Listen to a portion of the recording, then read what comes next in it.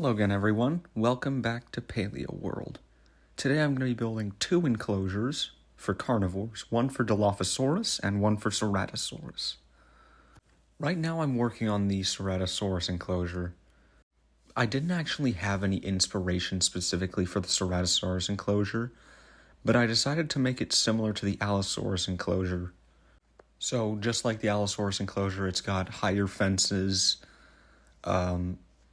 and there's also going to be a little stream waterfall sort of thing, like the Allosaurus enclosure. It's not specifically just because it's based on the Allosaurus enclosure, it's sort of just because I thought it would look nice. Just like the other Jurassic habitats, this one's going to have hills in the back, but they're going to be a lot more gently sloping. So it's not going to be like the Allosaurus one where it's very vertical. It's going to be like a very gentle slope upwards. And you'll see me working on that now. I realize now there's not a gigantic amount of stuff to talk about in relation to the enclosure because it's really more of the same. Before I move to the montage though, I'm going to talk about a couple more things. So firstly, this episode's going to have, I think it's going to be a bit shorter than the others. There's quite a few things that I did while making these enclosures that I don't have any footage of. There isn't actually any footage of me making the guest areas for the Ceratosaurus enclosure or decorating the Dilophosaurus enclosure with ferns. So yes, it will be a bit shorter. But anyway, in the meantime, I wanted to look at some of the comments on the Allosaurus video, which again, thank you guys so much for that. The support's really been crazy on that, thanks. But anyway, one person commented that they'd love to see me work on a multi-herbivore enclosure. And I have incredible news for you, but you'll have to wait and see. And another person asked if I build on controller or on keyboard and mouse. I build with controller, I have since the first game. I think it's sort of visible that I do with how bad I am at eyeballing things. But, you know. With that being said, that's basically all I wanted to do when talking about the Ceratosaurus enclosure, so I'll just leave you with the montage for now.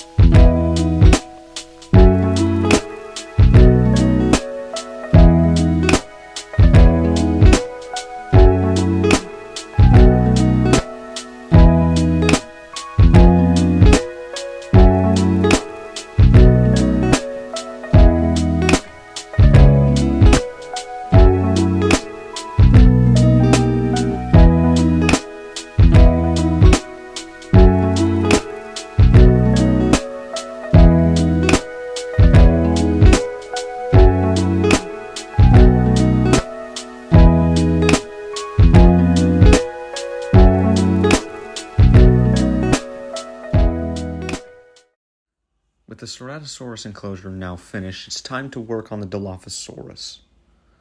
This one, I just figured I'd make a small little enclosure for them. I thought it would look nice to sort of have another thing to walk by and look at. And I am very happy with the end result. It's just a small enclosure, and I'm only going to be putting 4 in here anyway, but of course there's still like a little raised area. And of course there will be ferns, but I don't have any footage of that like I said before. So, yeah. For the fence in this enclosure, I used the same fence I used for the Stegosaurus, which by the way is on the workshop. You can find the code in the description of the last video. I used that same fence. I made it a little taller and added some wire mesh in between in the little gaps between the wires. I think it ended up looking really nice, and honestly pretty realistic, because a lot of zoos use wire mesh fences to enclose animals. That's mostly everything I wanted to say about the Dilophosaurus enclosure for now, so I'll just go back to the montage.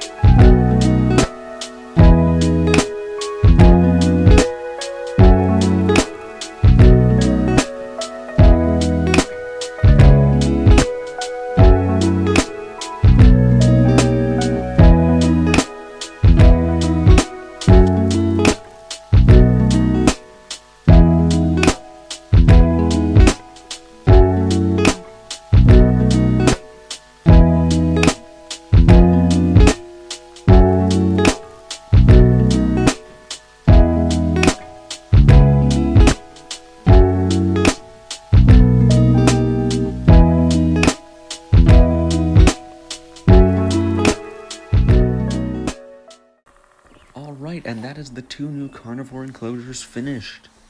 Here's the Ceratosaurus enclosure. Of course, I gave them a nice little stream.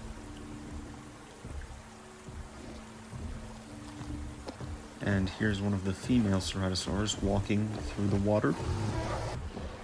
For the Ceratosaurus, I decided to just use the default male the game gives you and make the females a Jurassic Park 3 pattern.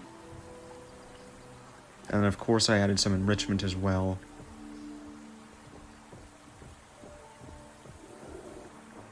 And here's more or less the view from the guest section. The Dilophosaurus enclosure is also a nice little thing for them to live in. For the males, I went for the classic Jurassic Park pattern. I made the females brown and orange. They've got a tiny little lake just to chill at and, of course, drink water. Their enclosure has a lot of woodlands and trees for them to hide in. And, of course, here's the view from the guest path. I know this episode might be a bit worse than the others, but I promise the next one will more than make up for that. With that being said, though, that's everything for today. Goodbye.